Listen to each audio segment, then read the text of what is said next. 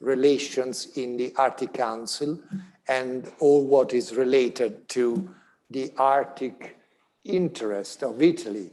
I remember many, many years ago when we proposed the candidacy of Italy to become one day permanent observers.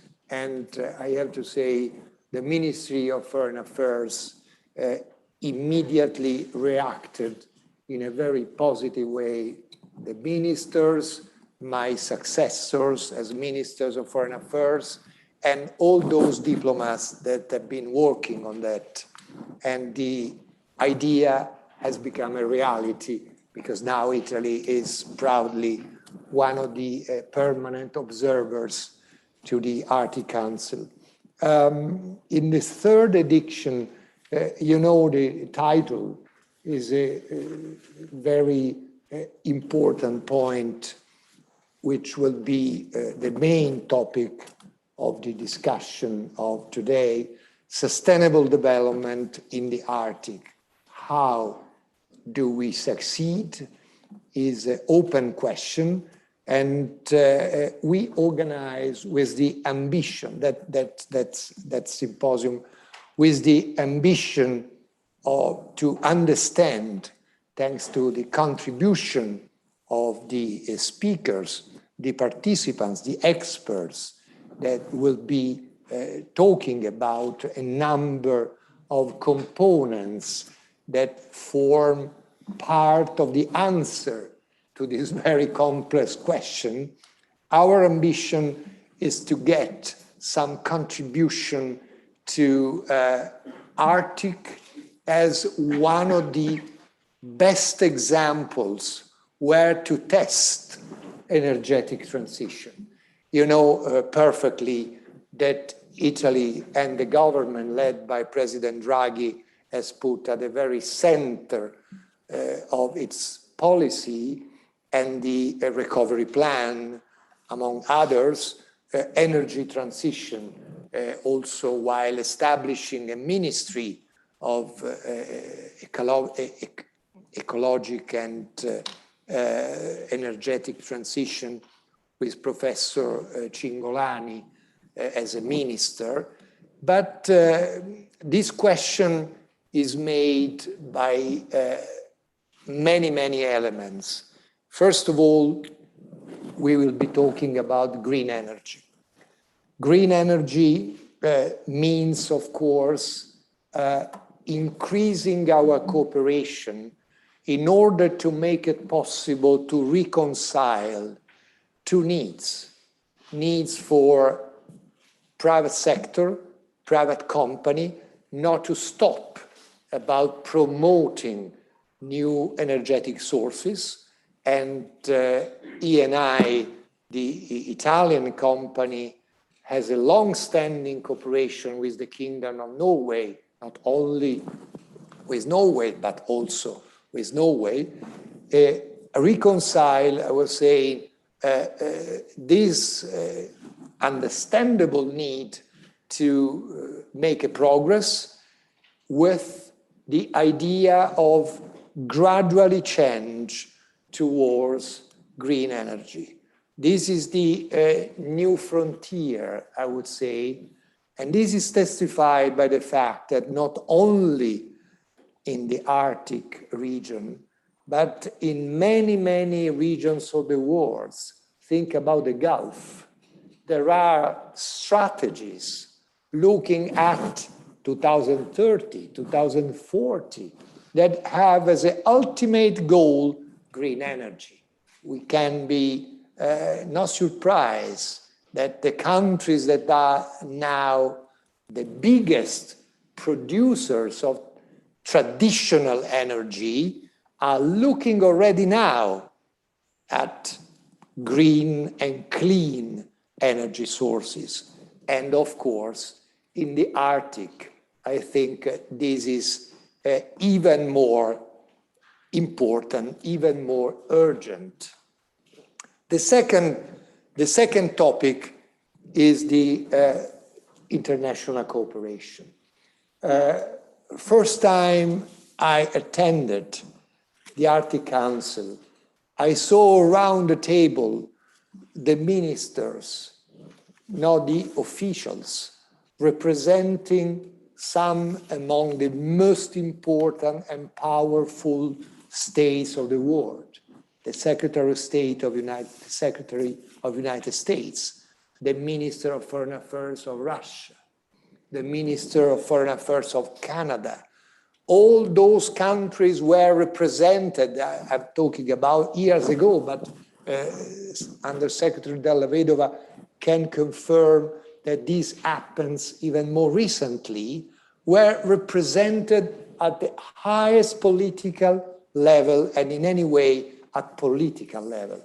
That means how important apart the countries that are traditionally the most committed, like the Scandinavian countries, of course, that explains why Arctic is one of the best examples where cooperation succeeds. I had the experience that countries having frictions already at the time, having serious problems already at that time, used to sit together around the table of the Arctic Council, not to decide, because you know, Arctic Council is not a body where we take a binding decision, but it is a body, it is a council where there is open, lasting, and positive dialogue. And this is, frankly speaking, looking at the world of today, is not often happening in other fora. In other fora, you see always raising burning issues around the table of Arctic Council. The points raised are really points in the common interest of the participant states. This is an element of the Arctic Council which I would say reassures on the goodwill to address the Arctic-related issues in a cooperative way, which should be the ultimate aim of any diplomatic action. Between Italy and Norway, I have not much to say. There is an excellent cooperation, 100%. Italy has been always fully satisfied about its cooperation with the Kingdom of Norway. And more than ever now, it is important to focus on technologies, to focus on business development and cooperation, which is bilateral cooperation, of course, Italy and Norway, multilateral cooperation. Extremely important point. Around the Arctic, multilateral cooperation is the key to succeed. Because when you put around the table countries like Russia, China, United States, Canada, plus other countries that traditionally are committed, Norway, Finland, Sweden, Denmark, you see as result, I would say, a strategy, a vision, a common ideas that are spreading across states that on so many other issues have serious frictions, serious problem, not to say about degradation of bilateral relations. I think about, I would say, China versus United States or United States and the West versus Russia. Nevertheless, on the Arctic, there is a common awareness on the importance of working together. This is the added value of working together and dealing with the Arctic-related issues. For Italy, in particular, as European state, we have in mind the full application of the European Green Deal. great achievement for the European Union, with great consensus. And you know better than me, I know since my time as Vice President of European Commission, it's not so frequent to find a similar level of consensus among the member states of Europe on one goal. On European Green Deal, there is a good consensus on the full implementation in cooperation with countries like Norway, that has been from the very beginning one of the protagonists on that. I stopped my introductory speech. I understand I had the temptation to fall towards the substance instead of limiting myself to just welcome you. But my final point is, okay, we are talking about energy, sustainable energy, transition towards green energy. Okay, let's not forget the human dimension of the Arctic. Human dimension means millions of people that live in the Arctic. We have to take into consideration that whatever we do, it has repercussions of millions and millions of people. And when we talk about protecting environment, preserving from, I would say, dramatic scenarios like melting ice phenomena, we are talking about the fate, the destiny of millions and millions of people. I wouldn't even imagine the multiplication of climate migrations in the Arctic. What we have testified in African countries with the desertification. It has a direct implication with the human life. It's not just talking about energy, how to make business, how to open new routes. We are open about preserving a patrimony of humanity that can be disrupted in 1 second. So we are not just talking about business and energy. We are talking about the future of humanity and the future of the world. I used to say what happens in the Arctic doesn't stay in the Arctic, because you can imagine easily the consequences, the impact of what can happen in the Arctic region if we are not vigilant, we are not well prepared, we are not fully implemented all the common initiatives aiming at preserving what is today the environment in the Arctic, including how to use energy, including how to move towards green energy. These are preconditions. Our goal is the human life, is the human being's future. This is for me even more important to sign a more agreement or another contract with this or that energy company. And the companies which will take the floor after this panel will express their opinion are increasingly moving in that direction. And I'm very happy that a company like Eni, well internationalized, as you know perfectly, has understood perfectly. It is in the interest of the companies to preserve the environment and the human life in the Arctic. This is a goal which has to do with the ethical principles that I have in mind and we have to keep in mind every day. With that, I stop and I pass the floor to the ambassador to Norway, the co-organizer of this symposium. Please, Ambassador, you have the floor. Thank you so much, President Franco Frattini, for these kind words of introduction, and indeed very interesting words of introduction. Dear Undersecretary of State, Benedetto della Vedova, thank you for being here with us. Dear participants, it's with great pleasure that I attend this year's edition of Arctic Connections, the third in the series, but my first. I've only been here for 7 weeks. I know from my colleagues that the collaboration between COI, Nord University in Bodø, and Norwegian Embassy is excellent, and I look really forward to seeing the results of this cooperation here today.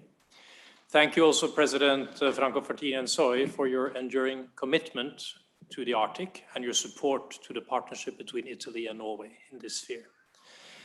As most of you know, the Arctic is one of the main areas of cooperation between Norway and Italy. Historically, names like Roald Amundsen and Umberto Nobile, they were great protagonists in exploration and science in the high north. And today, Italian researchers are present and active in Ny-Ålesund, in the islands of Svalbard, in the northernmost part of Norway. Italy is a very active observer in the Arctic Council and contributes in a very positive manner to different working groups, thanks also to the extensive climate change research being conducted by Italy in the Arctic. From a Norwegian perspective, the role Italy plays in the Arctic Council is very positive. The Arctic is a cornerstone, I would say, of Norwegian domestic and also international politics. 10 days ago, we had a change of government from center-right to center-left, but the Arctic remains our top priority. Current Prime Minister Jonas Gahr Støre was the foreign minister, and I believe also close contact of you, Mr. Frattini, who lifted the Arctic to the top of the agenda. This field will only continue to grow in importance, and the government's platform, which was presented also 10 days ago, speaks very clearly to this. This should also be seen in connection with the government's pledge to put the entire country to good use. And this brings me to an important subject that you raised already, Mr. Frattini, the sustainable use of the Arctic. The Arctic is particularly fragile. Any economic and other human activity must take this fact into consideration. At the same time, almost 10% of Norway's population lives in the Arctic, and we want people to keep living there. We want to attract young talent to the high north. It's therefore essential to maintain the Arctic as a vibrant region with opportunities across many different sectors, academia, business, culture, and others. And that's also why the government established a youth panel to provide input to the government's Arctic policy that was presented last year. And actually one of the members of that panel is present here today, Mrs. Furnes, to share her perspectives on this issue. In this sense, it's also important that we are having the conference here in COI, the focal point for Norwegian-Italian cooperation on the Arctic, which also offers a master's degree on Arctic affairs. COI does an excellent job in promoting interests for and knowledge of the Arctic among Italian youth. And we hope some of you will decide to go to North Norway to continue your studies or to work.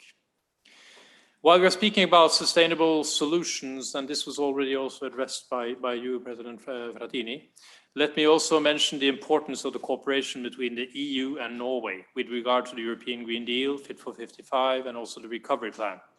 The strategies of the EU will have a major impact on the Arctic and on Norway. And we wish to be a close partner to the EU, particularly when it comes to finding sustainable energy solutions during this very demanding period of transition towards the green economy and beyond. As ambassador, I'm particularly interested in contributing further to partnerships with our Italian friends within offshore wind and hydrogen solutions. In the Arctic, there is, as also mentioned before here, a very high level of international cooperation between the countries in the region and with other interested countries. Despite huge prospects of untapped natural resources, this area of the world is not an area of geopolitical tension. On the contrary, it's a very well-managed region based on the law of the sea. There is excellent cooperation between the 5 coastal states, bilateral between Norway and Russia in areas such as fisheries management and search and rescue, and regionally in the Arctic Council, where Italy, as I mentioned, is an observer state. And as we speak today, foreign ministers of the Euro-Arctic Barents Council are meeting in Tromsø with the participation of Foreign Minister Lavrov and other high-level representatives. This is actually the first trip of Mr. Lavrov to a NATO country after what happened in Brussels recently. This forum that focuses on people-to-people relations in the Barents area is another example of existing management structures that give stability to the region. The work of the Arctic Council contributes to knowledge and understanding of development in the Arctic, and so does this conference, Arctic Connections. So I'm looking very forward to interesting discussions today and tomorrow. Thank you so much. Thank you very much, Ambassador, and thanks for this reconfirmation of Norwegian commitment to cooperate with Italy and with Europe, particularly. Now the Italian government, represented here by Undersecretary Benedetto Della Vedova. Benedetto, you have the floor. Thank you very much, and let me first thank SIOI for organizing this symposium and for its outstanding activities on Arctic issues, which are a fundamental piece of the Italian engagement for this region. SIOI covers one of the most important aspects of the large range of ways to engage for the Arctic, increasing knowledge and public awareness about the Arctic at a national and international level. And let me thank Franco Frattini, as you know, the president of SIOI in his previous capacity as Minister for Foreign Affairs of Italy, pushed on the Arctic agenda of the Italian government. Alongside SIOI, I would like to thank you, the Norwegian friends, the Nord University and the Norwegian Embassy in Rome, that continue contributing to this successful effort, having in Rome for the third time a so interesting event on the Arctic. For Italy, Norway is the main partner in the Arctic. Last April, I had a virtual meeting with the State Secretary Alvorsen at that time, yes, mainly devoted to the Arctic, and we agreed to continue to explore every possible collaboration in the fields of scientific research, business and education, enhancing at the same time our dialogue on political issues. As is often said, the Arctic is global and local. We can deal with the Arctic at regional level, but it is also imperative to consider the consequences for the Arctic of the activities in the rest of the world and of the decisions in global fora, especially on climate change and sustainable development. Many of the drivers of Arctic change have roots elsewhere, and what happens in the Arctic affects the rest of the world too. The latest assessment report of the Intergovernmental Panel on Climate Change, IPCC, reaffirmed the need for more ambitious measures to contain global warming. Contrasting climate change is of strategic importance in order to ensure a sustainable future for new generations and contribute to global stability. In this framework, the Arctic could be a model for inclusive sustainable development, the main subject of this event. The challenge posed by climate change is closely linked with the unprecedented crisis caused by COVID-19 pandemic. As UK partner for COP26 and in our role of presidency of G20, we are working to ensure that higher climate ambitions go hand in hand with the post-COVID-19 socioeconomic recovery. We firmly believe, in fact, that a sustainable, resilient and inclusive growth will generate significant positive effects in our economies, also creating jobs. The Arctic can be an example of how national governments and international organizations, local communities, people, about Mr. Frattini spoke, local communities and scientists, public institutions and private companies have to work together for innovative, sustainable solutions. Italy boasts a long history of engagement in the Arctic, based primarily on scientific research, which continues to be the main driver of our presence in the region. The first point of reference for the Italian scientific community is the station Dirigibile Italia in Svalbard Islands, which I had pleasure to visit some years ago during my previous experience at Ministry for Foreign Affairs. I think that you was the first member of an Italian government to visit Svalbard. We thank Norway for the excellent cooperation in Neutrality, and we will work, that is the place where the base is operating, and we will work together to assure the best operational conditions for our researchers. On a broader level, Italy is interested in increasing the international coordination among research institutes. This could be achieved by creating a network of observing stations to improve synergy, data sharing, and adopting common measurement practices and standardized procedures. If implemented, these actions could substantially improve quality of data, information exchange among states, and help to rationalize resources, instruments, and funds. Moreover, we consider of paramount importance to engage economic operators on Arctic issues.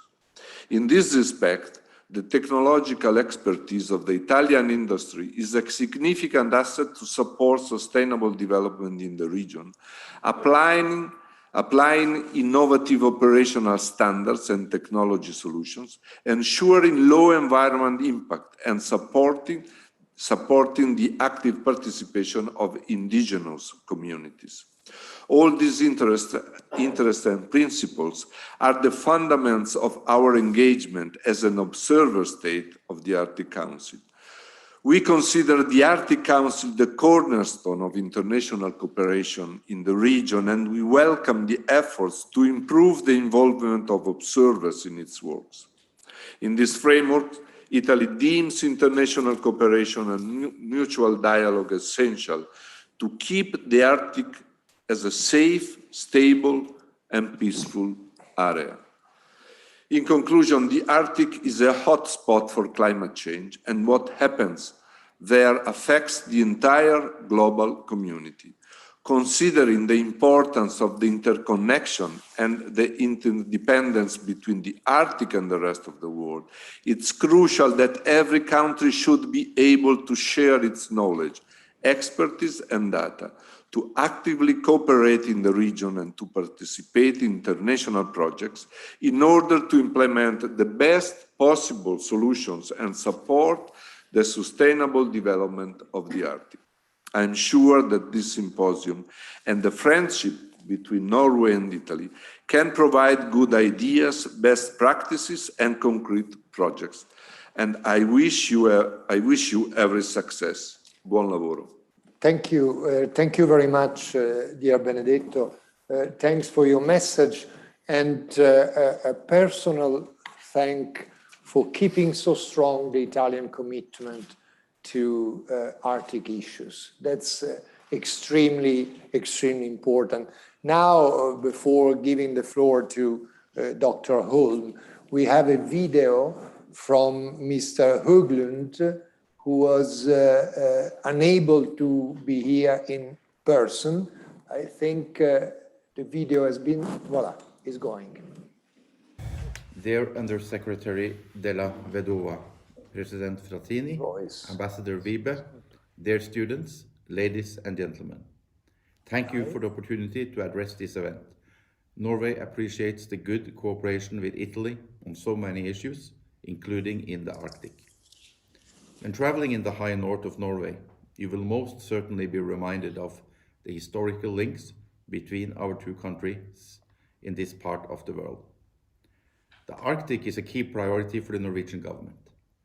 The Arctic represents around 1/3 of Norway's mainland territory, and more than 9% of Norway's population live north of the Arctic Circle, around 500,000 people. We need economic growth, innovation, and future-oriented jobs to sustain and develop our communities. Municipal centers such as Bodø and Tromsø have experienced rapid population growth underpinned by dynamic universities and businesses. It is possible to strike a balance between protecting the environment and ensuring sustainable development of resources to ensure economic and social development for future Arctic generations. Norway has a good record of accomplishment in sustainable use of our resources. We have done this for generations and will continue to do so. The eyes of the world are more and more turning towards the Arctic. It is important that those who shape and make decisions in Washington, London, Rome, and Berlin take in the fact that people live in North Norway and other parts of the Arctic, and they need roads, schools, sport clubs, hospitals in order to thrive. The Arctic region is not a museum. When you look at the map, you clearly understand the strategic location of the Arctic. Arctic security is being discussed more frequently. The current geopolitical situation globally also affects the Arctic. But let me stress the importance of not exaggerating the potential for conflict in this region. The Arctic is an area of low tension, and all the Arctic countries want it to remain that way. It is important that discussions on the Arctic are based on facts. Constructive international cooperation based on respect for international law is the norm of the Arctic. Arctic governance is well structured among the Arctic nations and respected internationally. Let me be a little more specific. An extensive national and international legal framework applies to the Arctic. The United Nations Law of the Sea forms a solid basis for cooperation, and there is no need for a new governance mechanism. For a small nation like Norway, multilateral cooperation and governance is crucial. The Arctic Council, with its 8 Arctic member states, has been the primary international arena on Arctic issues for 25 years. The Council has been instrumental in setting the agenda, developing new knowledge, and building trust across borders.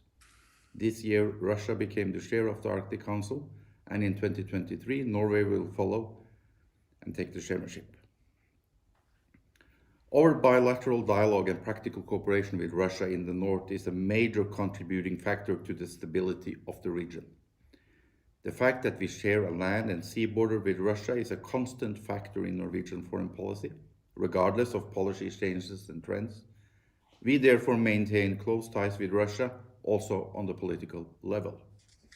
We emphasize cooperation on fisheries, management, environmental protection, nuclear safety, Coast Guard issues, border control, and search and rescue. These are areas of common interest that can only be effectively addressed in cooperation with Russia.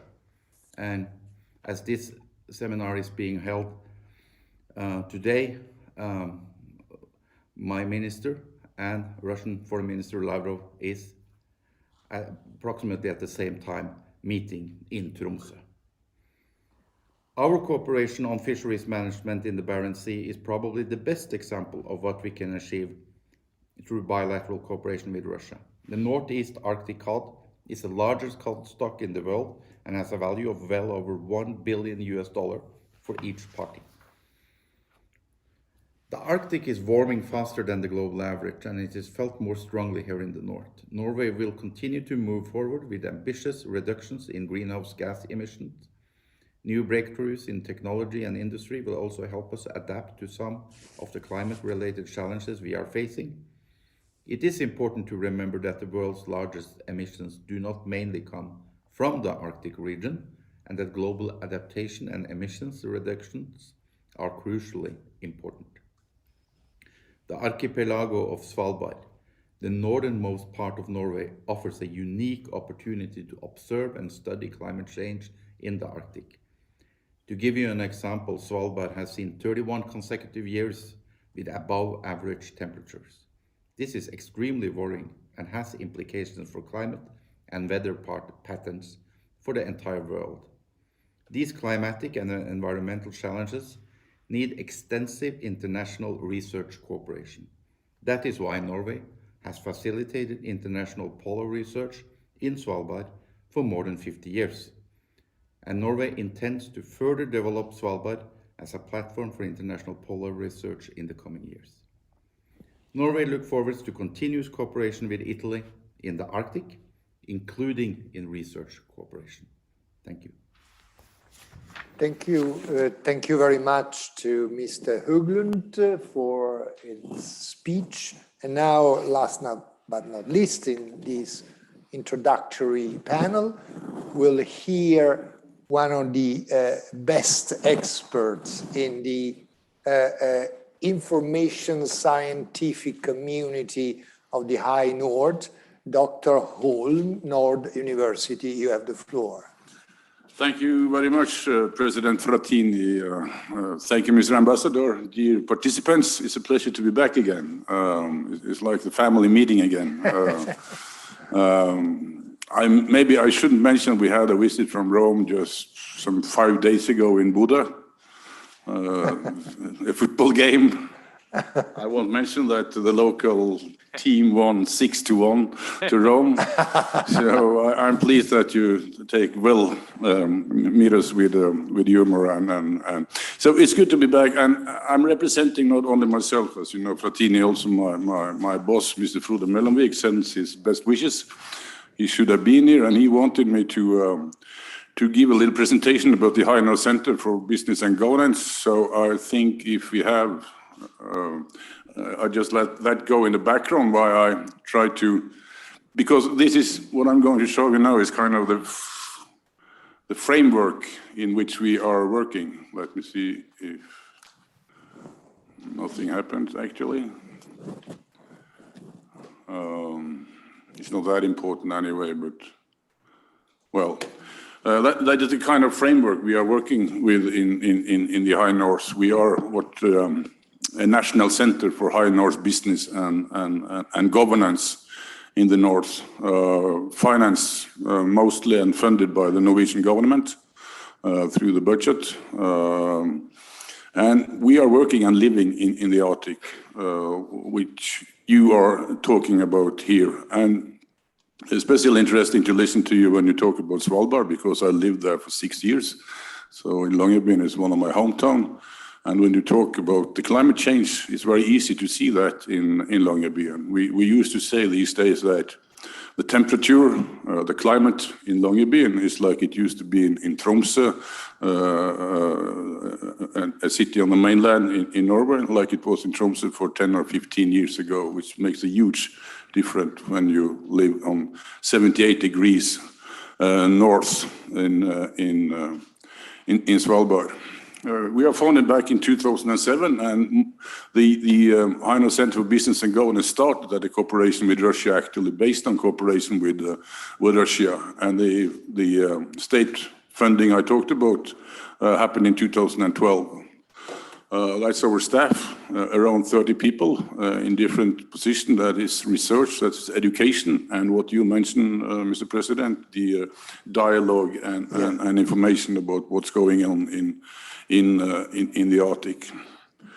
We are working on every field actually that you can think about concerning Arctic, and we have cooperation like we have with STIOI and other universities, what makes it possible to have this international cooperation that we all are so very related on. Here you can see our education, and I would not at least point out what you see down on the page, High North News, which is a newspaper that 24 hours a day report in both English and Norwegian from business and governance in all over the Arctic. And as the ambassador just said, if I was able to present today's page, we of course would have Lavrov's visiting in Tromsø as our main story. I had to choose between Rome and Lavrov, and I chose Rome, and I'm happy to be here. So I had my journalist in Tromsø meeting Mr. Lavrov, which actually was the first time we met the new Norwegian Foreign Minister, Anniken Huitfeldt. So hopefully that was a good meeting. I want to underline that the relation between the Russian foreign minister and the Norwegian foreign minister that we used to have, Ine Eriksen Søreide, has been a very good relation. And they have met several times, Lavrov and Søreide. And I've been attending all of these meetings as far as I remember. And there is a very good dialogue. It's a very functional dialogue. They respect each other. I know what standpoint they have, but meet each other with respect. So hopefully that will continue when we have a new foreign minister, because we are depending. We people living in the north are depending on a good dialogue with Russia. So with that said, some remarks to what we have been talking about. I met Morten Høglund just a week ago when we attended a large conference in Reykjavik called Arctic Circle. He is a Norwegian senior Arctic official, and I think it was his third day on job when he went to Reykjavik a week ago. The conference Arctic Circle, which of course was suspended last year because of the same reason that we didn't have this conference, was back again. Almost 1,400 people meeting in Reykjavik. And my main point, they were from 50 different countries. So saying that Arctic is a hotspot is not so very wrong. 50 different nations that have some claims on the Arctic or interest in the Arctic, be that political or science or security. And there is one thing with all things happen in Arctic these days. There was a one-liner from a female politician from Greenland. She's also attending the Danish parliament, but she is a Greenland politician, Aya Clemits. And she said something that I always try to remember when we have this kind of conference. She said, looking from Greenland, she said, "Nothing about us without us." And that is a very good saying, I think, about how this cooperation, this necessary international cooperation, have to relate also on the people living in the high north.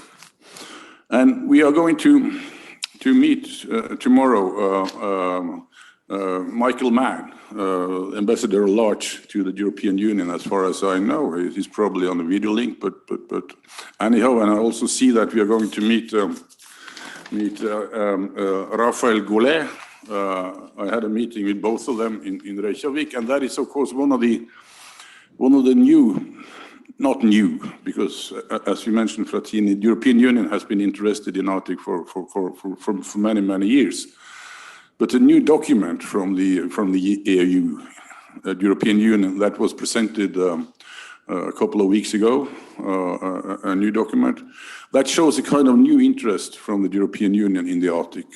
On one hand, it seems like the European Union has understood more about what's going on in the Arctic than some of the former documents. Like you, Mr. Frattini, the document underlines all the way the need for works and jobs and institution in the Arctic. And as the ambassador said, it's not a museum. And this document from the European Union make that much more clear than we are used to.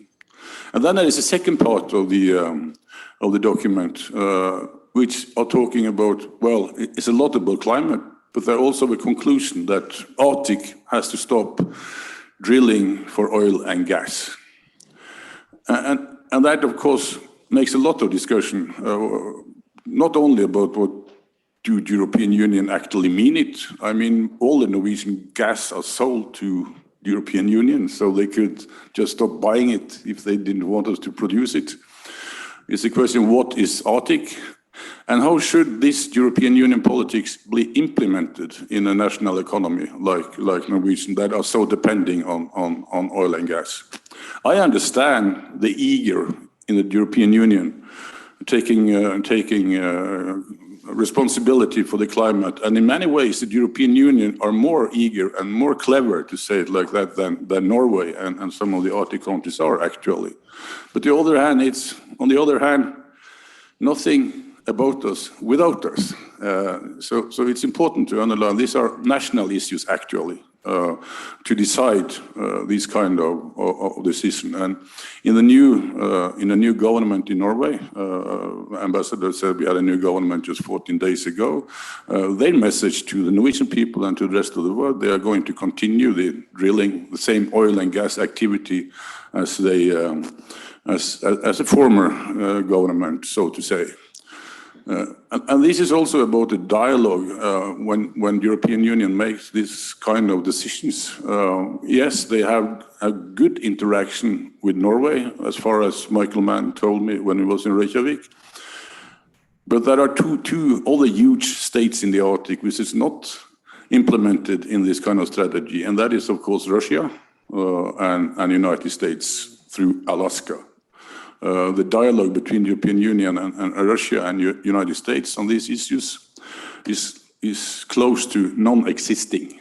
And the European Union in these days are eager to get more oil, more gas actually from the Russian, at the same time as they want to stop it in the Arctic.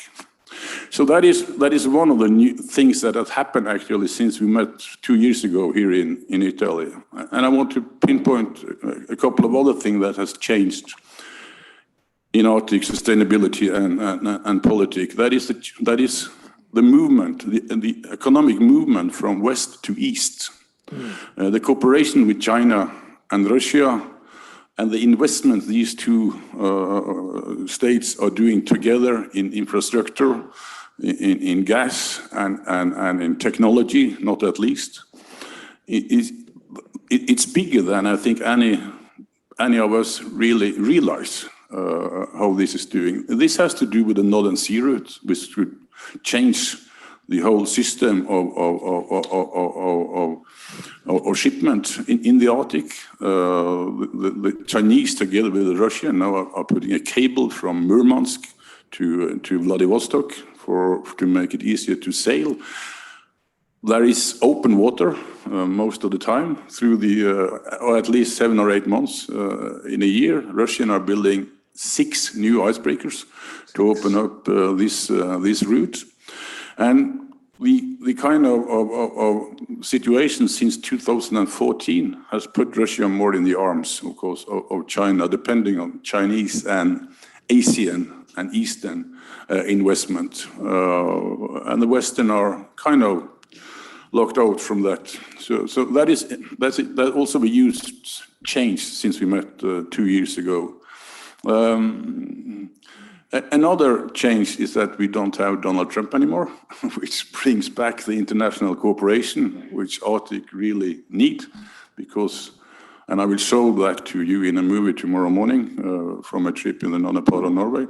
We, living in the high north, are so depending on the Italian market, of the market in Europe and the other market, that without international cooperation and agreements, Northern Norway would actually not exist. So I'm happy to say that the United States are back in the Arctic again with all these seats in the administration that has been empty for 4 years are now filled up with what I would say clever and experienced people.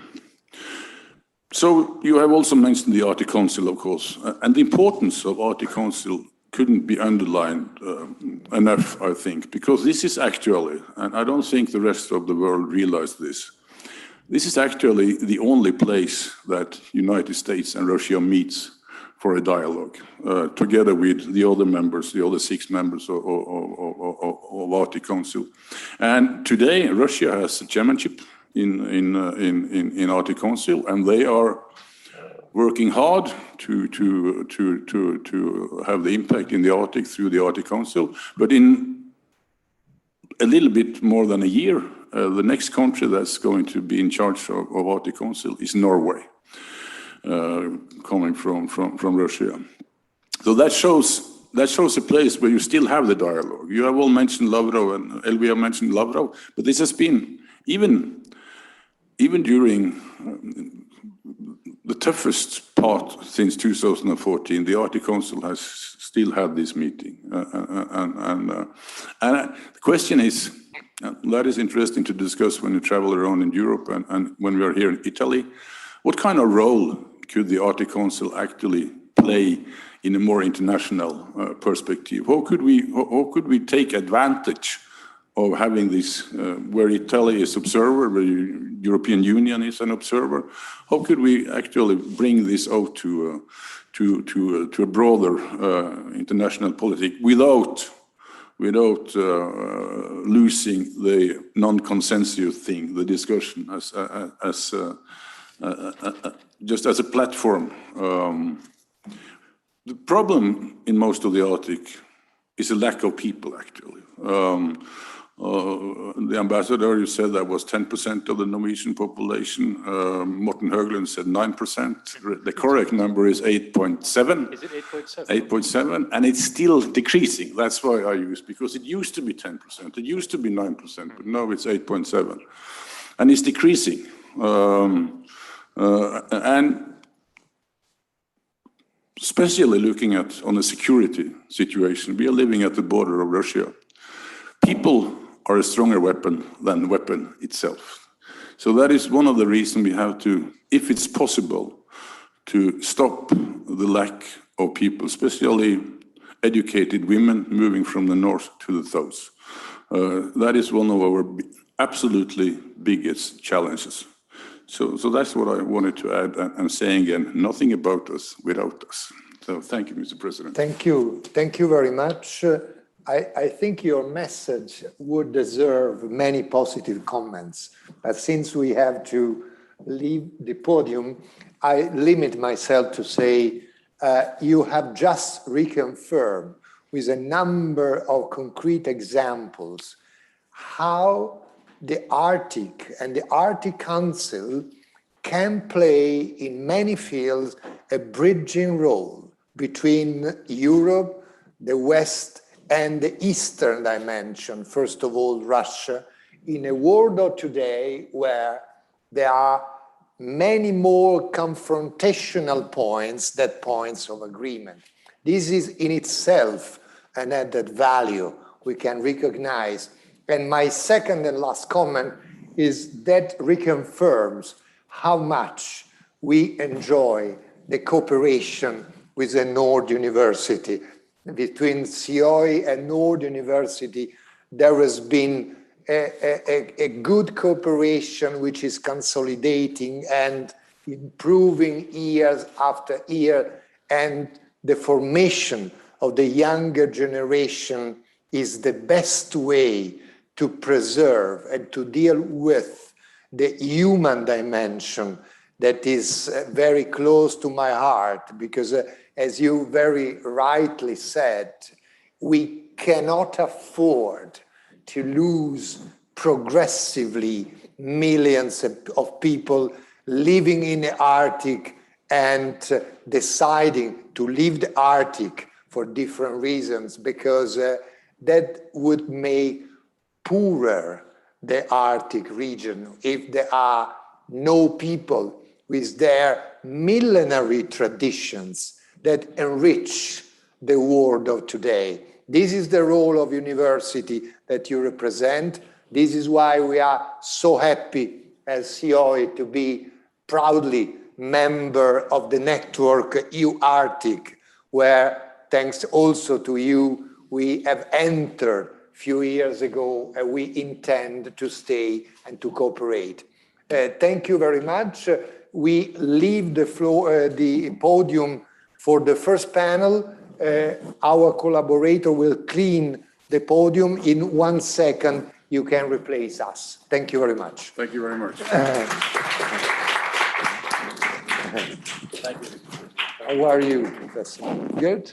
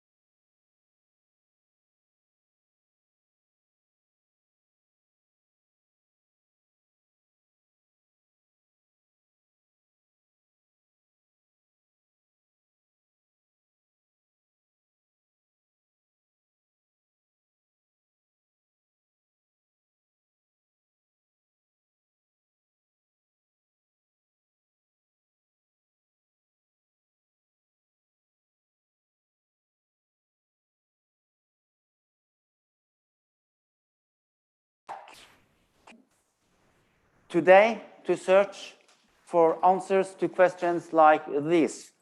How to balance the economic development and the resource extraction goals with the sustainable development? Could the Arctic be a precursor of an energy revolution? What is the importance of new energy technologies and business development, offshore and floating wind, battery cell production, hydrogen? How do green infrastructures and connectivity in the Arctic include electric shipping and coastal ferries? And what is the significance for the population in the Arctic? And finally, is more active engagement of observer states possible? What is the role of Italy and what could it be? My name is Bård Borch Michaelsen. I'm Vice Rector at the Arctic University of Norway, the northernmost university in the world, and a close friend of Nord University. And I have a great panel. To the left, Matteo Chiesa, Professor, Arctic Center for Sustainable Energy, the Arctic University of Norway. And you are right, he's also Italian. Matteo is from Bergamo, and he's probably the only person here with both a Norwegian and an Italian citizenship, right? Other person? No? You're alone. Welcome. Monica Paulsen is General Manager of Kunnskapsparken Helgeland, a regional innovation company located in northern Norway, and the Cluster Manager for Arctic Cluster Team. Paulsen has long industrial experience and holds 2 master's degrees, manufacturing technology and tech management. Her passion is to accelerate regional development and growth through innovation and collaboration, supporting SMEs and large corporates in achieving their goals for sustainability and digital transition. And on the screen, hopefully, we've got Manfred Hafner. Are you there? Yes, I'm here. Yes, welcome, Manfred. Manfred is a professor in International Energy Studies, teaching at the Johns Hopkins University School of Advanced International Studies, Bologna Center, and Sciences, Po Paris School of International Affairs, and at Skolkovo, Moscow School of Management. And he coordinates the Fondazione Enrico Mattei, Future Energy Research Program. Welcome to you, Manfred Hafner. And in some minutes, we'll also have Ernesto Chora, head of the NS Group's Innovability, Innovation and Sustainability function. He'll be with us at 16:30. But I believe we'll start with you, Manfred Hafner. Oh yeah, I forgot. Perhaps you've got questions. At the end of the session, you may ask questions, either during the chat, the question function at Zoom, or you can just tell me. Then you'll be able to ask questions to the panel. So then, allora, the screen is yours, Manfred Hafner. Thank you so much. Thank you so much. So first of all, I would like to say that I'm talking on my personal behalf here, not on the behalf of the institutions you have mentioned. Secondly, I would like very briefly to provide some views on the relevance and of the potential importance of the Arctic, on the one hand side, as a new maritime sea route. Secondly, for its important, still untapped energy resources. And third, as an enabler of the energy transition. The Arctic region is deeply affected, as we know, by climate change. The melting of Arctic ice is a serious challenge for the world's environment. According to some NASA data, the ice cover is presently 40% lower than it was in 1980. And the melting of the Arctic ice has prompted many nations, principally those with an Arctic coastline, to reassess their commitments and their strategies and their strategic interests for the region. And indeed, the loss of sea ice is creating also opportunities in many sectors, especially shipping, energy, and mineral extraction. According to a report by the US Geological Survey of 2008, the extensive Arctic continental shelves may constitute the geographically largest unexplored prospective area for petroleum remaining on Earth. We are talking about 90 billion barrels of oil, or 6% of the proven global oil reserves.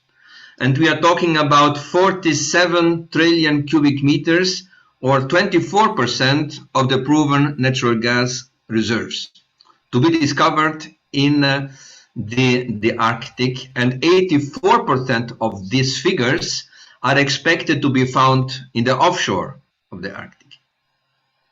So there is clearly a double interest. On the one hand side, the Arctic as an oil and gas resource development and exploration region, and the other side, the Arctic as a maritime route development. There are three major shipping routes which we are talking about. There's a northeast passage, which is already accessible, and it runs along the Arctic coast of Russia. The Russian part of the northeast passage is normally called Northern Sea Route. Then there is the northwest passage. It is so far less usable, and compared to the northern sea route, and it runs along Canada's Arctic Ocean. And then the third one crosses directly the Arctic Ocean. It's called the Transpolar Sea Route, but this one is still unavailable due to persistent ice, and it will remain so for many years. Just as an example about the importance of this sea routes, to connect, for instance, Rotterdam to Yokohama, which is the large port, as you know, near Tokyo. On the northern sea route along Russia, the distance gets reduced by 40% compared to the route on Suez. And this boils down to 10 to 14 less days of shipping. And then the same distances from Rotterdam to Yokohama, or vice versa, by the way, through the Northwest Passage, along the Canadian coast, it's 30% less distance compared to the Suez, and 7 days less shipping. Another example, from Rotterdam to San Francisco on the Pacific coast of the US. We have a 20% reduction in distance if we cross, if we use the Northwestern Passage along the Canadian coast, instead of instead of crossing the Panama Canal, or in other words, 10 days faster shipping. So this means this time savings result, of course, in fuel savings and in money savings. Now, of course, this traffic along these routes is still very small compared to the Suez traffic, but it is increasing every year, and in particular to the North Sea route, through the Russian North Sea route. The Russian North Sea route is mainly used for internal Russian traffic and for destination traffic between Russian ports and non-Russian ports. The North Sea route, the Russian route, is much more developed than the Northwestern Passage along Canada, and it has a very strong value to the Russian government. And this is due to obvious reasons. First of all, while on the Canadian Arctic there are 120 million people living, on the Russian Arctic, which of course is very large, very long, there are 2 million people living. while the Canadian Arctic represents 0.5% of Canadian GDP, the Russian Arctic represents 20% of Russian GDP. So this is an important region for Russia. And Russia aims to quadruple the transport along this route from 20 million tons cargo volumes in 2018 to 80 million tons cargo by 2024. We're still talking about relatively low volume, but they are increasing quite fast. And Russia is also planning to become a major LNG exporter worldwide from the Yamal area. Russia has about 45 icebreakers in order to open the sea route in the wintertime, because in the summertime it's already open. Canada in total has 7, the US has 5, so we can clearly see the importance the Russian government gives to this region. Canada, Greenland and Iceland, they have shown so far relatively low results and high environmental concerns as far as oil and gas exploration and production activities. The US has a great potential, in particular in Alaska, but a very complex regulatory regimes for companies interested to exploit it, even at the time when Trump was president and who was strongly supporting it, it was very difficult. And that President Biden today is opposed to oil and gas exploration in the Arctic. Norway has also a high potential in the Barents Sea, but political opinion in Norway put some pressure against E&P activities in the Arctic. So it's a little bit complicated.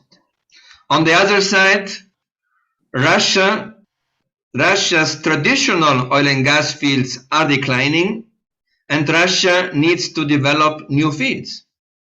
And the development of offshore fields, including in the Arctic, is seen from the Russian government point of view as a way to support future oil production. And the Russian government provides significant tax advantages. And the main players in the Arctic, in the Russian Arctics, are the usual suspects. It's Gazprom, it's Novatek, it's Rosneft. Now, after President Trump has left the political scene, the only Arctic country left strongly interested to develop oil and gas activities in the Arctic is Russia. In other countries, companies interested in developing the Arctic often face opposition by their own governments, by their shareholders, or public opposition. Not so in Russia. So Russia's general strategy is to shift its oil and gas production base to the north and to the east of the country. The Western sanctions towards Russia have also, of course, brought Russia closer, in some respect, to China. And China is developing partnerships with China in order to finance Arctic activities. And China, of course, is very interested to team up with Russia, since it is not an Arctic riparian country, and it has its own strategic interests in the region. Now I come to my third point, which is Arctic as a provider of critical materials, or the Arctic as an enabler to the global energy transition. First of all, rare earth elements are, of course, prime enablers for the global energy transition and its low carbon technologies.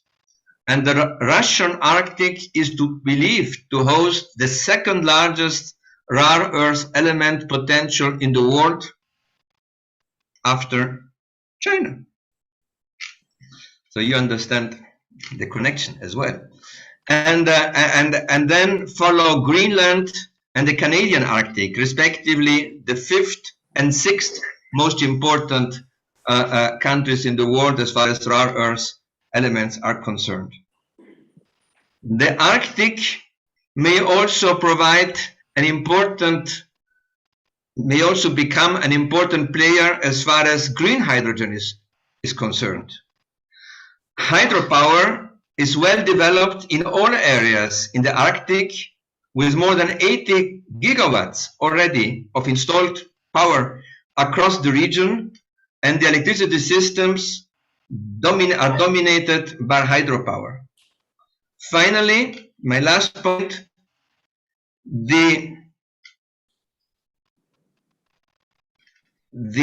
China again is, as we know, are promoting a global electricity network, a smart grid electricity ultra high voltage network connecting continents in order to exchange renewable energies. And they see the Arctic as a key enabler for this, and they say the Arctic could contribute about 600 terawatt hours per year of clean wind energy.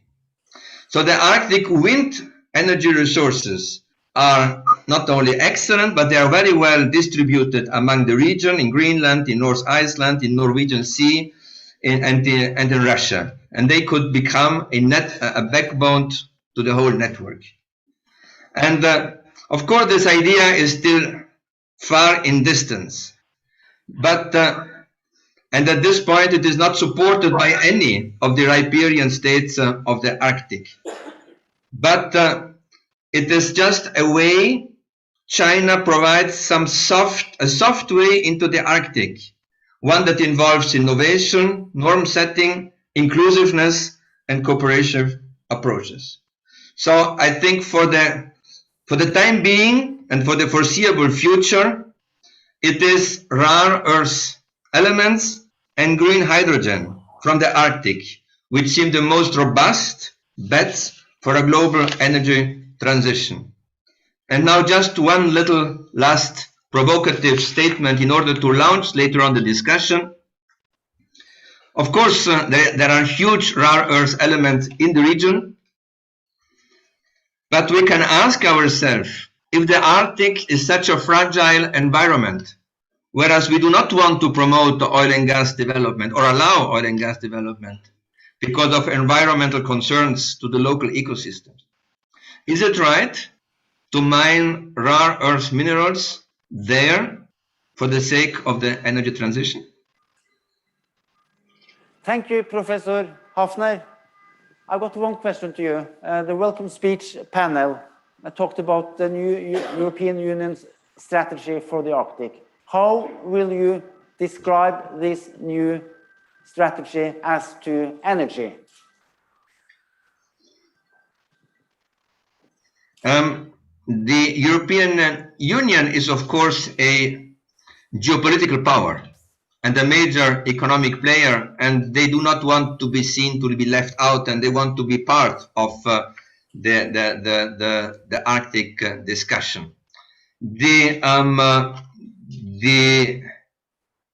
European Union has its Green Deal. They want to decarbonize their own economic systems, but also through climate diplomacy, they want to convince the rest of the world to decarbonize. And I must say, so far, quite successfully. The fight against climate and biodiversity is a very important pillar of the European Union today. And climate action is of particular importance to the Arctic, and because it has a lot of knock-on effects on Arctic warming and global warming in general. And through its Green Deal, which is at the heart of the European policies nowadays, I think this is the driver for EU's Arctic engagements, which they have an approach on sustainable blue economy supported by science, innovation, and regional investment. But I think What the EU could provide, could push for with Arctic countries is to, including Russia, which we understand Russia is a major hydrocarbon producer. Norway is different because Norway, 5 million people, Norway is rich, but Russia is at a different level of development. Russia needs, the business model of Russia today is export of hydrocarbon and some other raw materials. So if we are to win the huge challenge of the global energy transition, we need to provide win-win solutions also to the hydrocarbon producers of the world, because we need to have them all on board. And instead of going for producing oil and gas in the Arctic, maybe we could convince them to have a partnership and to engage them together with us on supplying green hydrogen, which is so much needed for the global energy transition. And this will be quite easy to talk to Norway, to Iceland, to Canada. But I think we may have a window of opportunity today also with Russia. Remember, President Putin has just declared that he wants to bring Russia to carbon neutrality by 2060. And right now in Russia, on a constant level, hydrogen is being talked about. This was not the case in the past, this is the case today. So promoting partnerships is probably the way forward in order to engage also hydrocarbon producers, because we need to have everybody on board if we are to win the energy transition. Thanks a lot, Professor Hafner, and stay tuned. The next speaker is the first and actually the only lady today, Monica Paulsen. Tell us, Monica, tell us about energy transition and sustainable development from your point of view. The floor is yours. Thank you. Thank you for the invitation to talk about the energy transition in the Arctic and how we can move forward towards a greener future. And I have some slides. I think they will appear. Some may associate the Arctic with something like this.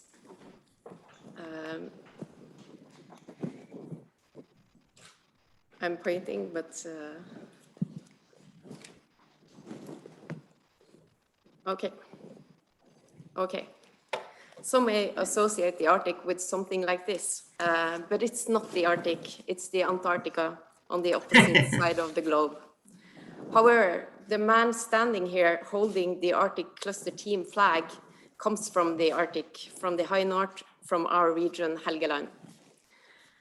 And while we do have winters and snow, life in the Arctic is quite different from life in Antarctica, thanks to the warming Gulf Stream and the Nordic people who find it in their hearts to live there and to contribute in developing sustainable industries and attractive communities. So this is a picture from one of the many cultural festivals in the city of Mo i Rana in the Helgeland region. The industry in Norway are based on hydroelectric power. And the power-intensive industry in Norway is also based on hydroelectric power. This is one of the power plants in our region. It is producing endless amounts of green energy. And the spectacular architecture is attracting tourists and locals to the location. These nice locals are my colleagues at Kunnskapsparken Helgeland. The process industry in northern Norway were built in close proximity. And now it's not working, I'm sorry. Yeah.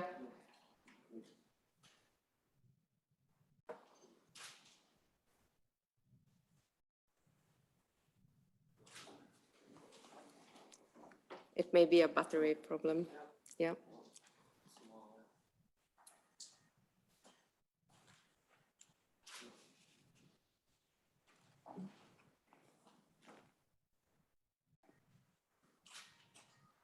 Okay, well, it's a battery problem, but of course that's one of the main themes today. Yeah, it is. So the process industry in northern Norway were built in close proximity to these hydroelectric power plants. and the industrial value chains have grown as their industrial activity increased. So has the cities and the communities up north. And close to this Alcoa aluminum production site in Mosjøen, Gen2 Energy is going to produce green hydrogen, and Bergen Carbon Solutions will capture carbon dioxide for producing carbon nanofibers. Yeah. We have a long industrial history, way back to Thomas A. Edison. As you all know, he was the inventor of the light bulb, and also magnetic separation of iron ore. Based on this process, the Dunderland Iron Ore Company was founded in 1902. And Dunderland is located only 35 kilometers north of Mo Industrial Park, shown in this picture. And today, the same ore is still being mined by a local company, and the products are sold to global markets. And in Mo Industrial Park, you'll find 3 international metal producers and a wide range of suppliers. And minerals and metals are important building blocks for the green shift, so we take pride in making and exporting products made from green energy. Within this industrial park, the companies exchange material streams and energy sources. It is a successful showcase of an ongoing circular economy at an industrial scale. A pilot for carbon capture at an industrial scale will be implemented next year. And this is an important contribution for accelerating circular economy and sustainability. One of the metal producers is Celsa, a Spanish family-owned company.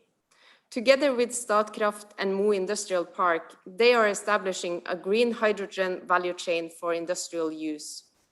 They aim to replace fossil input factors with green hydrogen to produce one of Europe's most climate-friendly reinforcing steel and rolling wire. This includes building a plant for electrolysis-based hydrogen production in Mo Industrial Park. And for Celsa, this is an important initiative to achieve their long-term sustainability goals. They focus on sustainable production technology such as hydrogen to meet society's need for quality steel without compromising future generations. Right next to Celsa, Freyr is an emerging producer of clean battery solutions. They are building 5 gigafactories in Mo i Rana, and the first one to be finished is a customer qualification plant, and it will be ready for manufacturing by next year. Developing 43 gigawatt hours of battery cell production capacity by 2025 will position Freyr as one of Europe's largest battery cell suppliers. They are now listed on the New York Stock Exchange and an important part of a global value chain for energy storage. These examples show some of the industrial development by partners of the Arctic Cluster team. And the cluster has 98 members covering the industrial value chain from raw materials to products, supported by suppliers, R&D sector, universities, and schools. Within the cluster, there are so many more examples of sustainable development, and I would love to talk about all of them, but sadly, I have time for only one more. And that's Finnfjord, one of the world's most energy-efficient ferrosilicon producer. In addition to this, together with the Arctic University of Norway, they have developed and are now scaling up and commercializing the production of Arctic algae. The algae feeds on carbon dioxide from the process plant and are later utilized as fish farming food. This way, we can increase our production of Arctic seafood in a sustainable manner. Arctic Cluster Team aims to be a driving force for sustainable transition of Norway, and our technology, processes, green raw materials, and products for energy storage and new energy carriers are important contributions to the new standards for sustainable development. Here in the Arctic, we have been blessed with unique advantages that enables sustainable development based on renewable energy. Through our focus on responsible production and sustainable use of resources, we do protect the Arctic and obtain geopolitical stability while accelerating the global energy transition. Thank you. Thank you, Monica. I got one question to you. Yeah. We all know that the Arctic region is very fragile and vulnerable. How will you explain that the Arctic is the right place for so much industrial activity? Well, I think the people in the Arctic has insights on how to develop the Arctic in a sustainable manner. And by investing in the Arctic, we can contribute to position Europe globally and to make also Europe self-sufficient on materials, energy, and sustainable solutions. So we know how to do it. Yeah, we know how to do And it. you know what we call it? Not know-how, but snow-how. That's the high north competence in special.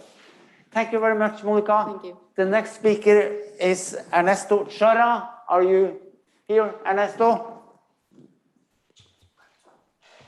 Yes. Yes, I'm here. welcome.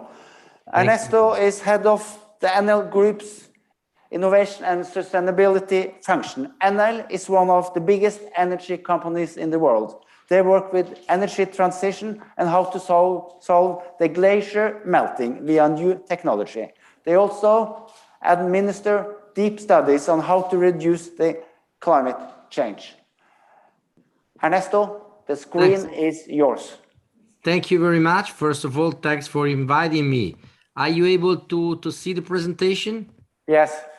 Great.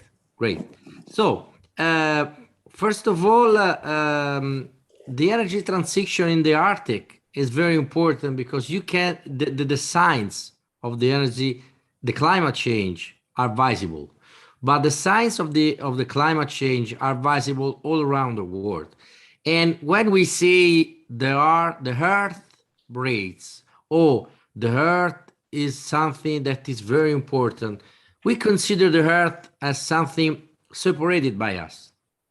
But unfortunately, the world is not separated by us. We are the world, as the famous song said. So we must consider that if we kill the world, we are killing ourselves, and that everywhere the signs, the visible signs of the energy of the climate change will be visible.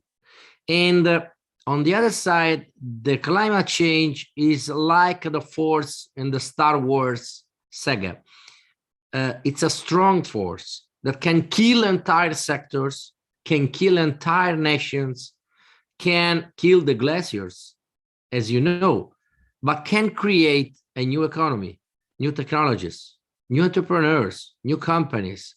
So it's a powerful source of the light side of the force, the light side that is able to create a new and better world if we are able to fight against climate change, if we are able to implement new technologies, if you are able to implement new business models.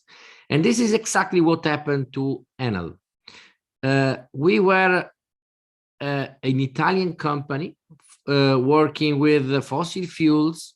Now we are the largest renewable company in the world, active in more than 40 countries and producing energy in 26 countries.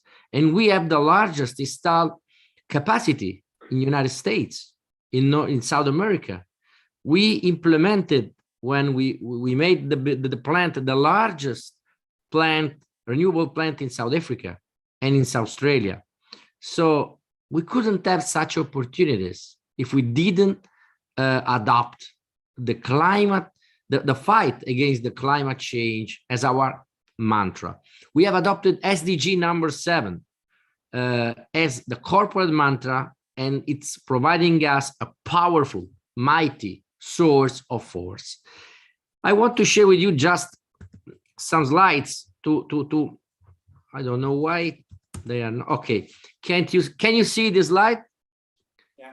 Okay, unfortunately, we can't solve problems by using the same kind of thinking that we used when we created them. But unfortunately, the tech experts, the energy experts, they have paradigms, knowledge, and more they know the topics, less they can innovate. This is a paradox. More you are an expert in the sector, less you are an innovator in the sector, because the risk is that you are imprisoned in your way of thinking. I would like to make a game with at least one of you. I kindly ask one of you to get the microphone and to make this simple sum with me. Is there a volunteer? Please say, is there a volunteer or not? Just a simple sum, huh?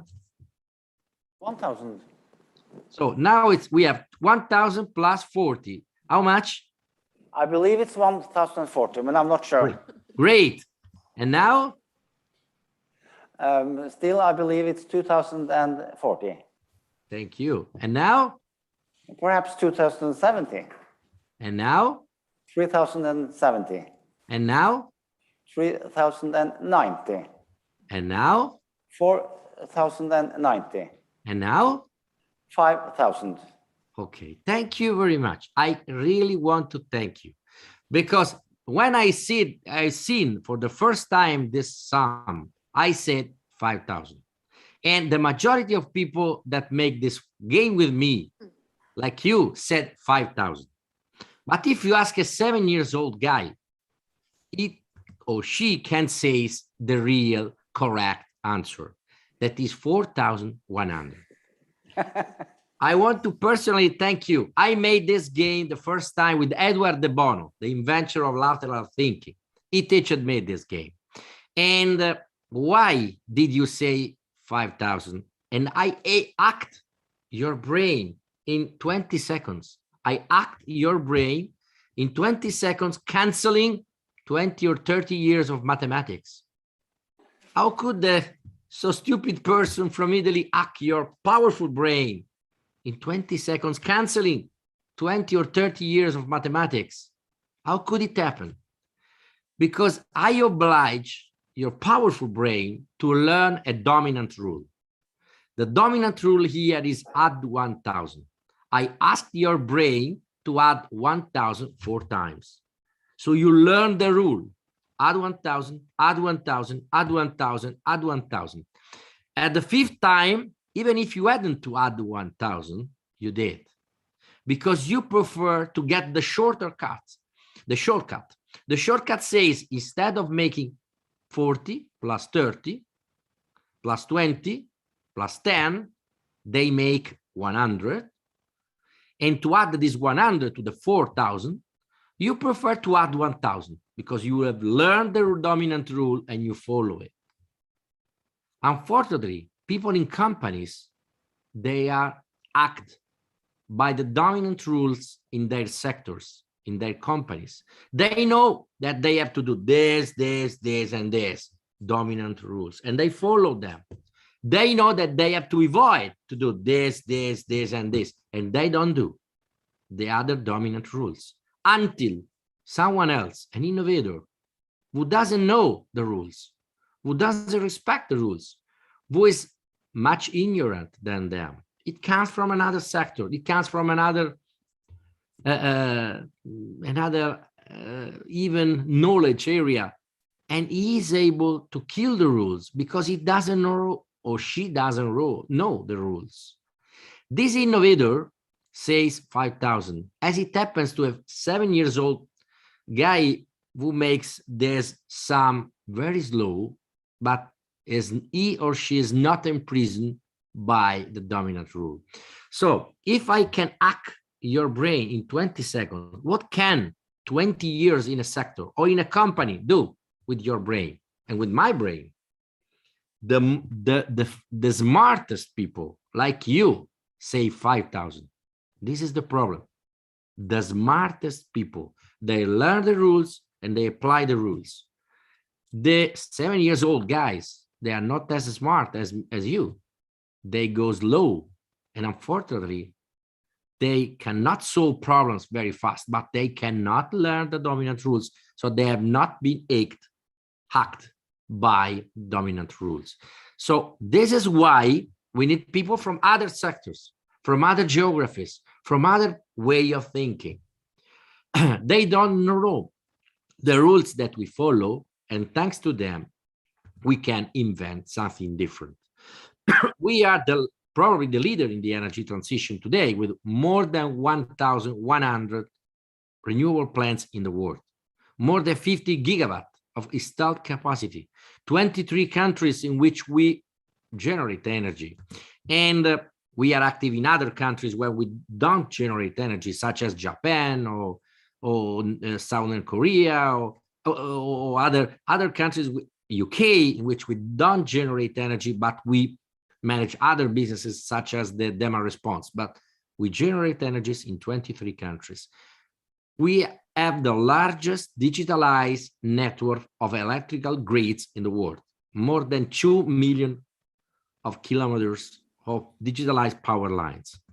And we have the largest installed demand response capacity in the world. But this is just a drop in the ocean. We are nothing, nothing, nothing.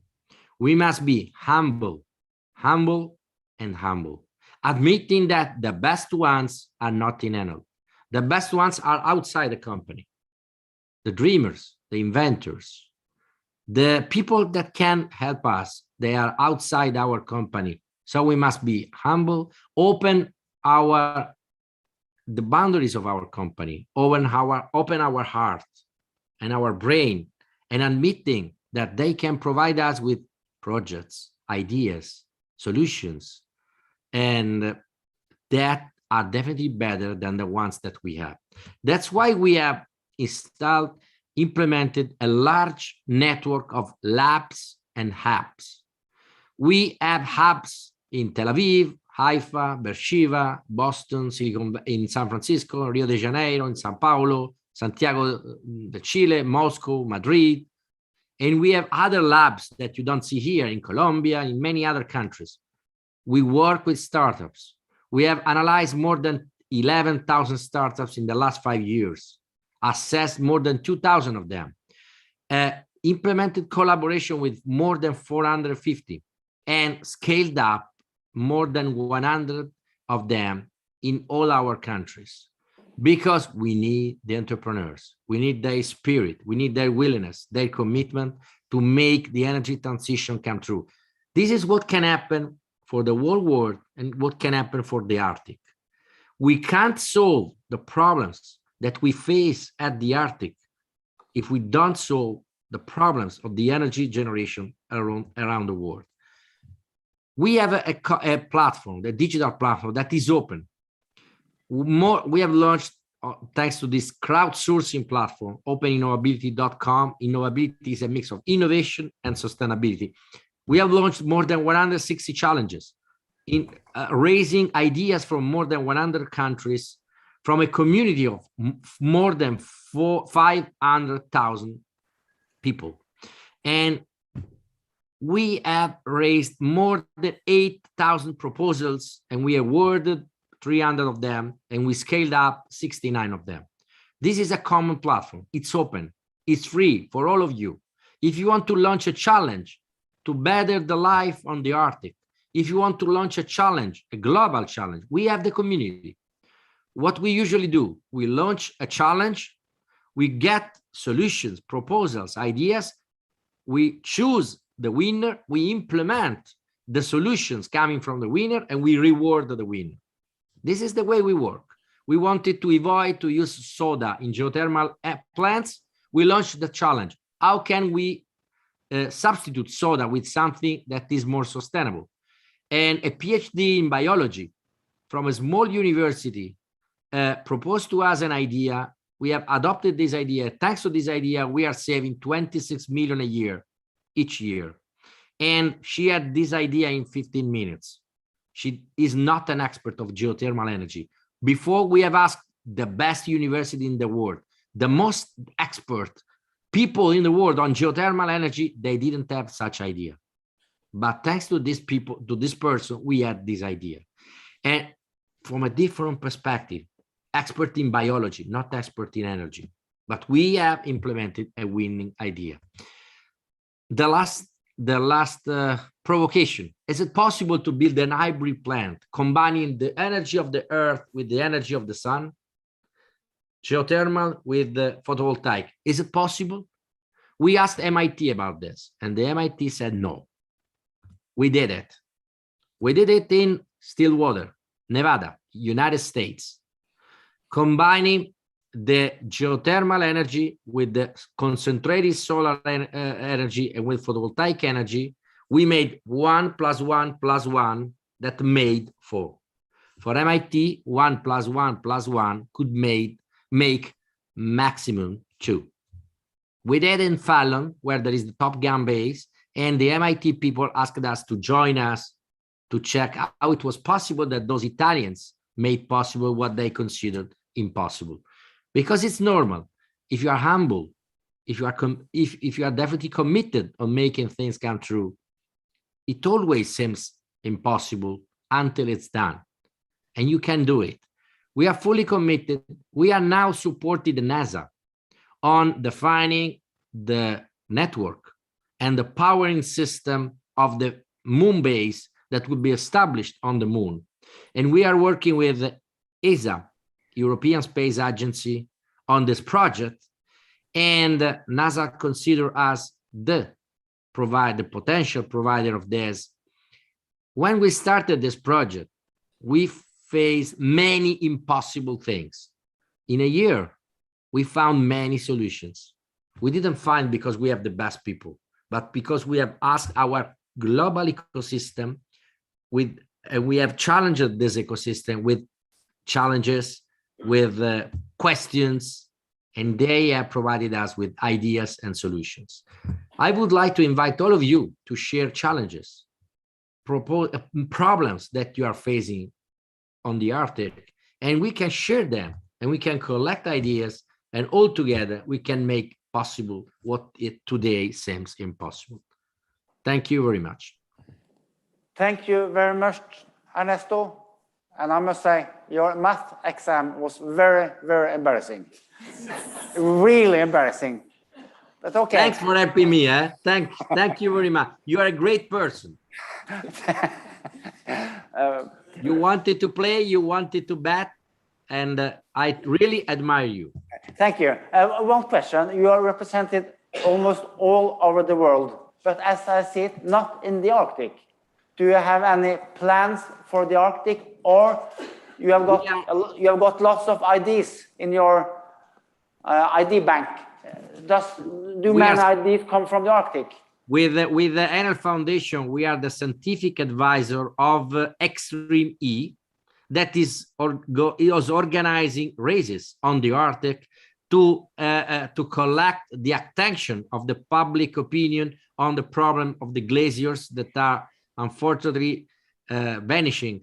And we are the scientific coordinator of many research on the Arctic to demonstrate that unfortunately the climate change is a real threat. Moreover, we have raised a lot of photos. We have been photographing glaciers since 1999, comparing the glaciers today and in the past, and demonstrating with a wonderful, from my point of view, collection of photos that we should act. If you want, we could also organize together with the Norwegian embassy or with other players a real showcase of those photos that are really impressive. I didn't want to share them because I imagine that you know that this is the problem, but it's impressive, our catalog of photos that we have taken all around the world, not only on the Arctic. And finally, we have supported an expedition from Russia to United States of an Arctic explorer that will start from Russia, will go to the Arctic, and will arrive in the United States without producing any emission, and with all electric devices powered by renewables available on the boat. This is another scientific expedition that we are pioneering, because we want to demonstrate that everything is possible without any emission for the God of our planet. Thanks a lot. Thanks a lot to Ernesto Chara. Okay, Matteo Chiesa, energy transition. What do you know about that? Yeah, look, I have a presentation, but first of all, I have to say that I've been hacked by Enrico. So if I'm politically incorrect or not correct, it's his fault. So let me continue by saying that I'm working at the Arctic University of Norway, and these are just 7 minutes because the time is running short. But this is what we're doing, and I want just to pinpoint the main aspect and the key message. We live in the age of synthesis. The age of synthesis, I mean that the technology is available. As Enrico has just said, the technology is mature. It's a matter of putting it together and finding a new solution to possible problem, possible challenging. It is there. So the idea is do not stop and continue imagining instead of just concentrate on the impossible. So yeah, you can help me. Good. So here it's come.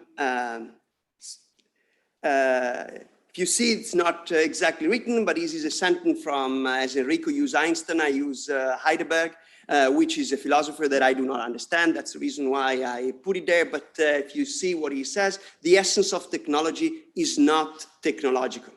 And for example, I'm talking about here the thorium reactor. Thorium reactor was an available technology in the 60s, actually what was supported by DOE back in that time.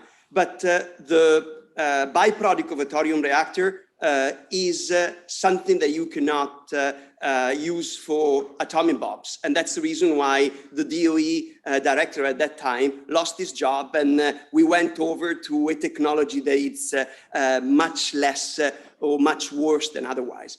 And again, it's not about the technology itself. It's about how you interpret technology. This is a technological tool, the mask that we are always using. What does that mean? Oh, this is to protect other people from a virus spreading. But you can also look at this as a way of being colonized by an Eastern power. I mean, it's just about how you are looking at things and not otherwise. The example that you see on the screen, one slide back, please. The example that you see on the screen is about carbon capture and storage. If you look and compare from an energy return on energy invested point of view, carbon capture and storage for the energy sector is completely useless. Yet there are people in the world that are doing it. But you know, just do the math, talk the language of thermodynamics and just find out how much you get in and how much you get out. If you were using the same amount of energy to install, for example, renewable energy capacity, you would get a much higher return for your investment. Monica has earlier said and presented quite a lot of the activity that are going on, and I'm presenting some more here.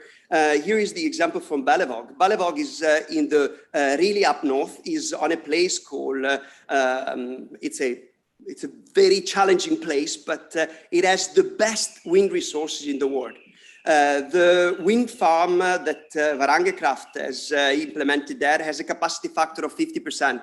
Well, they always correct me, it's 49 point something. It implies that it produces energy constantly at the capacity factor for 50% of the time. This is usually not the case for renewable energy. And this is the reason why you guys right now are observing the electricity price around Europe that you see now, because the wind is not blowing. But up there, the wind is there. And one problem of that resource is that it's not connected to the rest of the line, and therefore you need to do something with that resource. And one of the things that we're looking for, and they're already active on, together with Spanish University and Italian University, it's making hydrogen out of it, and the whole ecosystem around hydrogen. Hydrogen is not just an energy carrier. Energy is produced together with oxygen. Oxygen you can use for fish farming, and that's an important component. And you produce quite a lot of heat.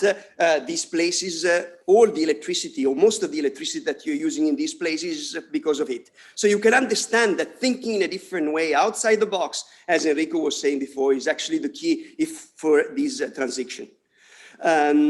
Here we look at green and blue hydrogen. Blue hydrogen, have you heard from Professor Hafner earlier, is not even mentioned. Okay, blue hydrogen is just a strange animal that the Norwegian government or the Norwegian view takes into account. And it's the same thing that you could use in the United Arab Emirates or in the Middle East, is what do I do with the gas resources that I have? So, well, I can do carbon capture and storage and produce hydrogen. The problem for Europe, and that's the reason why Europe's all the time continuously talk about green hydrogen, is that you would anyway be reliant on gas from a possible exporter. But as Professor Holmes said earlier, these, or the blue hydrogen, can be a way to the transition that we need to have. So probably within the next 10 to 15 years. Here now you see a picture of the electricity price around Europe in what is called the northern part. If you look at the northern part of Europe, the northern part of Norway, Sweden especially, you have an electricity price which is usually 10 times cheaper than the rest of the continent. And that allows a huge amount of possible opportunity if you make something out of that electricity, as Monica mentioned earlier on. And one of the things that you can make is hydrogen, but probably even going one step further, most of the hydrogen that you are actually producing right now is not for energy, for carrying energy, but is to produce fertilizer through ammonia. So directly utilizing that hydrogen, the green hydrogen, to create ammonia gives multiple possibilities. Here you see many different things, but for example, it's a cruise ship in Tromsø. They always come in the middle of the summer. And in the middle of the summer, I have sun 24/7, or at least light 24/7 if I don't have sun.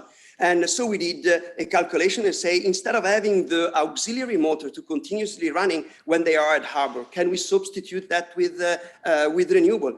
Indeed, it's possible. And by the way, it's actually more costly efficient, depending on where you bank your diesel. Anyway, if we go further, renewable is cheap, is the cheapest way to produce electricity, thanks to anything else. But it's correct what it was said before. If you, for example, just copper, you would use 5% of the copper resource worldwide from here to 2030 to achieve the goal of China, of greenifying the economy. Same thing you can put in for the Green Deal, same thing is for the United States. So renewable energy requires a lot of new and a lot of material. Anyway, if you go further, this is an example. The cheapest electricity in the world is produced in the Middle East, in Saudi Arabia. It's 1.35 cents per kilowatt hour from solar. These places didn't have one single solar panel installed 10 years ago, and right now have, without doing anything else than looking at how you put in the system, with this synthesis approach, have produced the cheapest electricity worldwide. By the way, it's with the cheapest electricity that you are going to produce the cheapest hydrogen. So by that way, they are already positioning themselves with renewable energy to produce the cheapest green hydrogen. Here is New Horizon. Dr. Frattini was talking about that before. But you see this plate. Most of the people working in New Horizon are going there in the summertime. So there is a difference in terms of energy consumption in the summertime compared in the wintertime. But if you look somewhere in there, you see the diesel generator that go up and running with all the logistical problem considered that. I'm not saying that we should remove it, but I'm saying it's the easiest thing to do. Does Italy want to be part of a stronger collaboration? You are present in New Horizon, help in reducing that thing. I mean, good with sharing data and whatever, but this is a very simple solution. By the way, solar panel in cold weather function much better. Anyway, let's go on.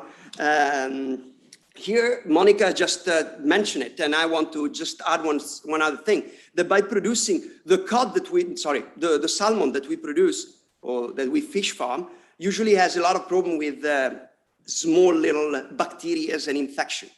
And the reason is that the feed, or what we feed the salmon with, doesn't contain omega-3 by itself. So the fish needs to do that in order and that causes a problem with lice and all so forth. Creating the feed from algae that contains a lot of omega-3 and feeding the salmon with that omega-3 has a consequent results that the amount of lice and the amount of bacteria attacking the salmon is much, much reduced, implying that you can reduce the use of antibiotics and so forth. And I'll try to terminate not terminate, but just end my slides here with another thing that Dr. Frattini was saying before, and I forgot to say to start with. Technology needs to be human-centered. Okay, what we saw, for example, in Norway and the debate around wind and the wind technology is a very clear example of how something that is not expressed in the right way and what can the consequence be. So let's not forget that a technology needs to serve a purpose. And for that, in that respect, let's think about that purpose with open eyes, as Enrico reminded us. And I stop here, and let's have some discussion. Thanks a lot, Matteo. You said that you are cooperating with Italian universities, right? Yeah. Yes. Which ones? Well, the one where that Balevog is cooperating with, I think, is in Pisa. University of Pisa, but I'm not around. Yeah. But I'm not directly working on that project. It's Balevog of Arangekraft that has a European project on which these Italian and Spanish university are working. And what they've done, they put an electrolyzer directly connected to a wind farm, and they thought it was problematic. It's not problematic at all. They are there producing hydrogens like there is no tomorrow. So the technology is available. Is there, it's now. 70% of the price of the electricity of the hydrogen is due to the electricity. So the key point is cheap electricity, cheap hydrogen, cheap all the rest. The North and the Arctic is blessed with those resources. So welcome. Thank you. One question. Your last slide was about the human factor. I suppose I will call you a technology optimist. When you talk to persons in Berlevåg or the Lofoten Islands about these things, how do they react? So people like not to be done research on, but to do research with. So if you start setting and creating the question together with the people that at the end of the day are gonna utilize that technology, then first of all, it's a much more fun experiment. And it provides the conclusion that are relevant and allows to change public opinion, or not change, because it's not the point, but to streamline a new set of opinion together with academicians. I mean, our new educational minister in Norway has criticized the position of professors like us not being present in the debate. And I think he's right. We are too little present, and that's what in our university board, you know better than me, by being spread all over and by participating with our research. And this has a toll on my academic production, but it's much more fun in terms of placing the question, not out of the blue, because I'm a professor and I ask myself the crazy question, but is by trying to get something that is relevant. Thank you very much. Does anybody here has questions? No. Or 3, 2, 1, 0. No. There is a question about that. Really? Okay. How do you? So first, present yourself. Yes. Yeah. Okay. How do you deal with the fact that? Present yourself first. Okay. Your name. Mauro. How do you deal with the fact that if you produce sustainable energy in Norway, like in the northern part of Norway, that those areas are inhabited by indigenous peoples, and I mean, isn't it like the same pattern where you like land grab those areas? Like, how do you deal with this? Isn't it sustainable? Okay. I'm always putting on the cross, but since my last name is Chiesa, on a cross, I just lie very well, isn't it? But so it's true. The human component needs to take into account of all these different aspects. And by the way, you'd be surprised by talking to the indigenous people about what is the possible solution. And for example, a lot of the people are very against wind farms onshore. But because they are looked upon as a foreign investor coming and, but if you could have a form of local co-ownership, like a set of cooperative type of idea, you would get straight away a completely different balance of what is accepted and not accepted.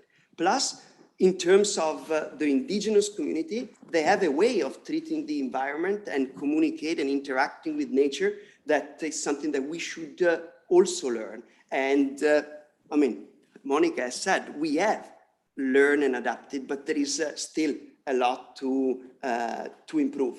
So it shouldn't be private. I'm not saying that it should not be private, but it can be different type of model of, for example, ownership that allows me as a private person to be part of something that I believe is important. Okay. Thank you for the question. Marco is actually a student at, you're not? Mauro is actually a student at COE's master course about the Arctic. And this summer, Matteo was a guest. Yeah, so. Yes. Thank you very much. We've got one question from the space, from Martina Bonacorso, saying, thanks to all the speakers for their speeches. I have a general question. The European Union is increasingly establishing itself as an ambitious global player, although it is unable to assert its leadership role in the Arctic region due to its non-participation in the Arctic Council and the investment interests of Russia and China. We know that the multilateral agreement is all the more effective, the more states sign in.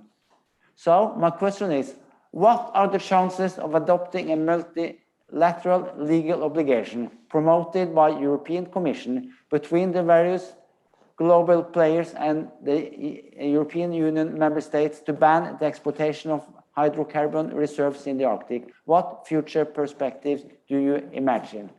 I believe perhaps who should answer this? Manfred, are you with us?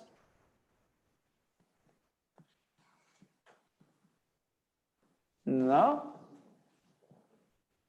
I believe perhaps he has left. The question was the chances of multilateral legal obligation. Do you want to answer this, Ernesto? Yeah, the difficult question. Yeah, it's a very difficult question. Does anybody do you want to answer it, Arne? I don't know.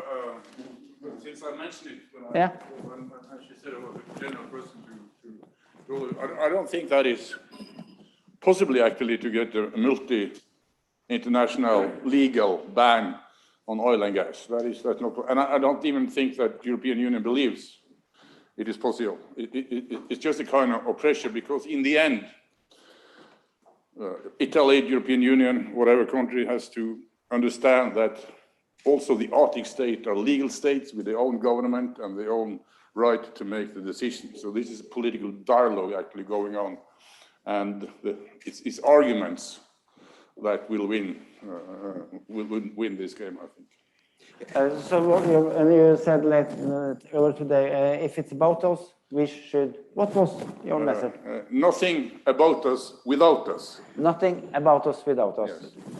But a very simple way to reduce the dependence on hydrocarbon is by going ahead and substituting production of renewable energy. Okay, for example, I'm just the Norwegian pension fund of Norway, instead of like the Saudi Arabian one, invest in Newcastle Football Club.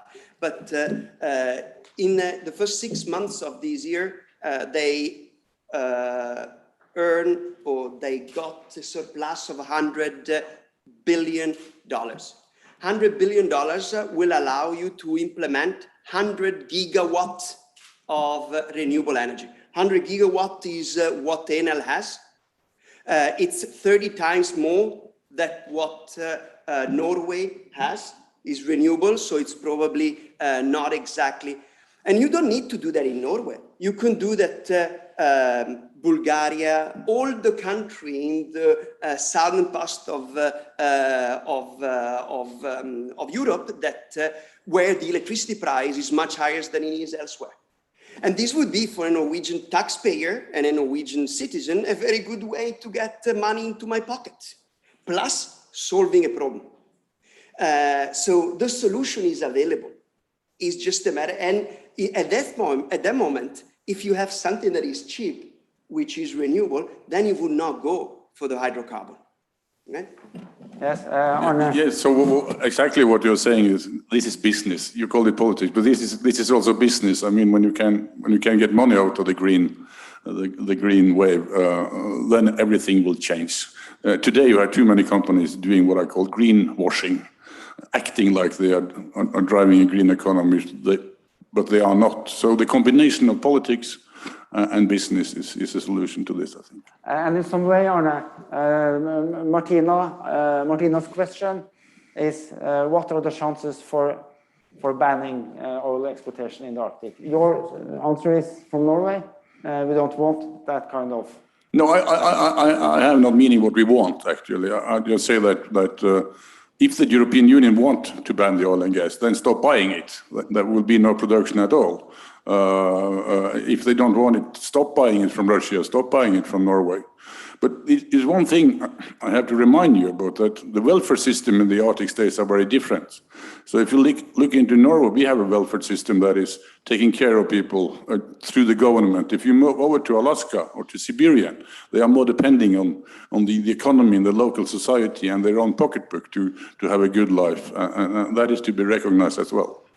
Thank you. We have gone over time, but I believe it has been very interesting. Give a hand to the panel. Thank you very much, all of you. And remember to be back tomorrow at 9:30. Thanks a lot.